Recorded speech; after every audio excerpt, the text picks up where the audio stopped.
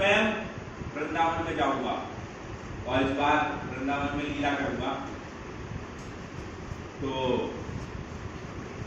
जब ऐसा होता है कोई बड़ा प्लानिंग करता है तो बच्चे भी घूमने लगते हैं, हम भी चलेंगे है ना। मम्मी पापा जैसे घर पे कुछ कैंसर मार्केट पर जा रहे हैं, बच्चों क्या लगा बोला हम भी चलेंगे, कहाँ जा रही हो।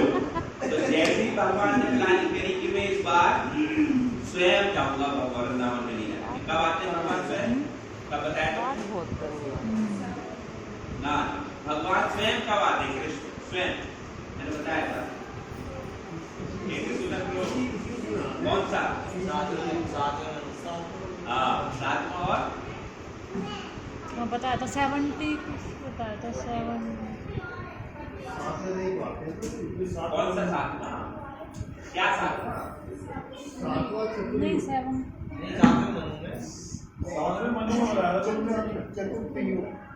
मतलब 7 लगाओ बुद्धि लगाओ। नहीं कोई 7 मनु बताया तो उनका नाम बताया था नाम भी 7 मनु आ गया। फिर हाँ वही से 71 49 और बोलो कैसे लगाओ। तो उस 71 चरणों में से आपने बताया था जो इकरारी चल रहा है अल्लाह सब भगवान ने दिखाया आप सब।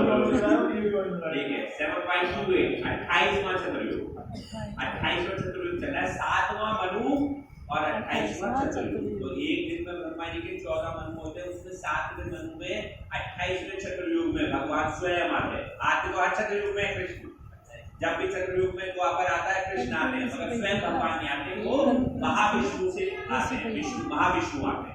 मगर भगवान स्वयं कृष्ण एक बार वृंदावन छोड़ के आते हैं 7वें मनु के 28वें चतुर्युग में। तो जो अब चल रहा है ये वही चल रहा है, 28वां 7वां मनु चल रहा है जो मैंने बताया था, और उसका 28वां चतुर्युग चल रहा है जिसमें स्वयं भगवान इस द्वापर में स्वयं भगवान उतर के आए, विष्णु नहीं आए, स्वयं कृष्ण आए।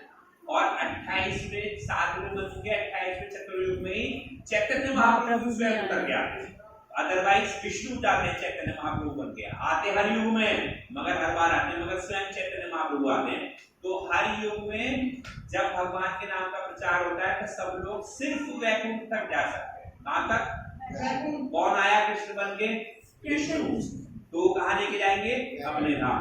मगर केवल इस युग में भगवान कृष्ण स्वयं उतर के आते हैं, भगवान चैतन्य महाप्रभु स्वयं उतर के आते हैं, तो केवल गोलोक धाम के द्वार इस युग में ही खुलते हैं, क्योंकि भगवान की भक्ति करके केवल 7वें मनु के 28वें चतुर्युग में ही हम गोलोक धाम जा सकते हैं। इसलिए बोलते हैं कि अगर इस जन्म में हम नहीं जा पाए बहुत मुश्किल है फिर गोलोक धाम जाने का। इसलिए कोशिश कर सकते हो, इस जन्म में कोशिश कर लो भगवान के धाम जाने की, नहीं तो चले जाएंगे वैकुंठ तक, जा आगे ऊपर नहीं जा पाएंगे, क्योंकि विष्णु आएंगे, विष्णु के रूप में भक्ति करके जाते हैं।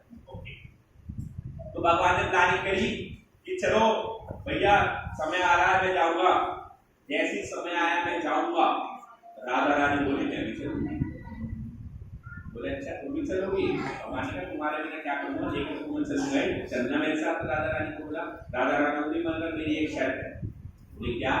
बोले 3 चीज के बिना मैं यहाँ से नहीं जाऊँ। बोले कौन कौन सी बताओ?